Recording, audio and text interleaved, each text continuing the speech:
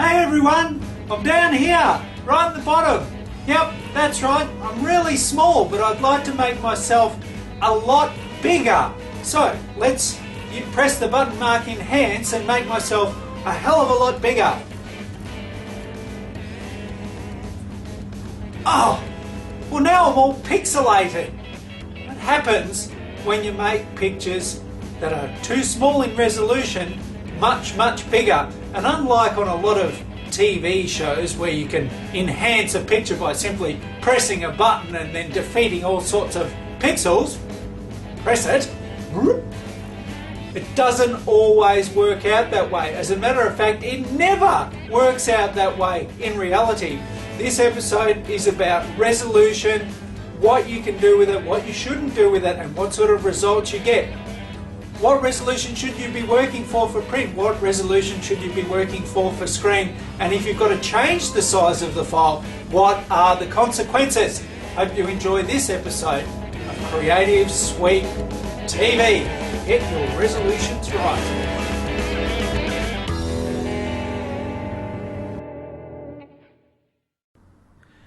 A lot of people are a little bit embarrassed to ask about resolution because it's something that's taken for granted. Have I got the right resolution for my particular file and for my particular output? And that's what we're going to have a look at. It's one of the absolute basic things that you need to know about digital imaging, particularly if you're using Photoshop. In this lesson, I'm going to show you how to figure out what's going on with resolution. So to get started, I have got two images that seem to be identical side by side here in Photoshop. So we have them open in Photoshop. The image on the left, however, is a much higher resolution than the image over here on the right. So typically speaking, an industry standard thing is if you're a designer or a photographer working for print and things are going to be printed out, the standard resolution that's required to get a high quality print is 300 pixels per inch. That's this one on the left here.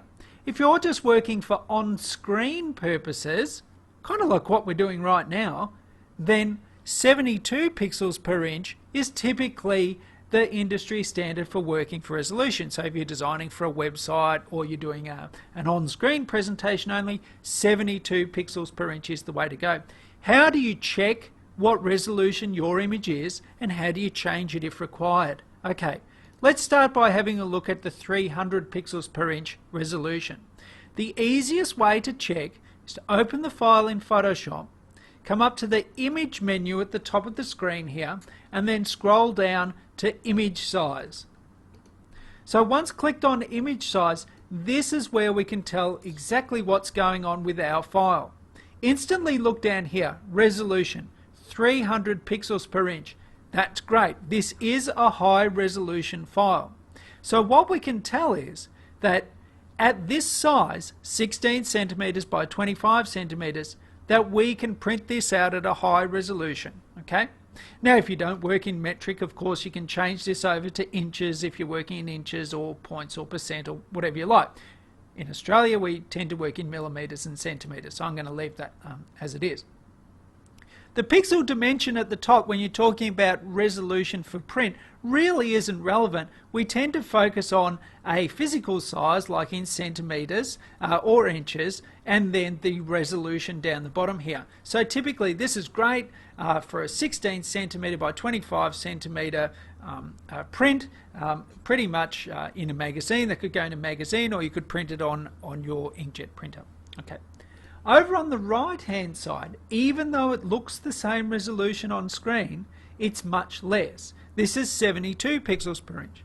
So if I were to come back to the image size now and we compare this on the right hand image, you can see it's a much smaller resolution. Down here, 72 pixels per inch, and the overall pixel dimension is 480 by 722. It tends to be that this is more relevant when you're working on screen resolution images purely because we tend to measure things on the web if we're designing for online in pixel dimensions, and that's where we would read this a little bit more. Okay, so why wouldn't you just use the big one over here and upload it to the internet? It's too big. it's going to take way too long to download. You'd want to resize or make it much smaller so it fits onto that website and downloads very quickly for people.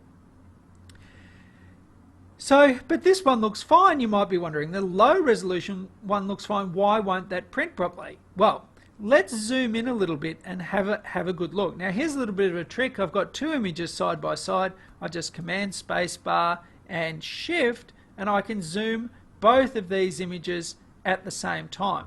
Now, when we zoom in, you can really quickly start to see that the image on the left, the high resolution one, still looks okay, whereas the image on the right, the low resolution one, instantly falls apart and becomes pixelated. So you can see that there is a big difference between the image on the right, low resolution 72 pixels per inch, image on the left, the high resolution one.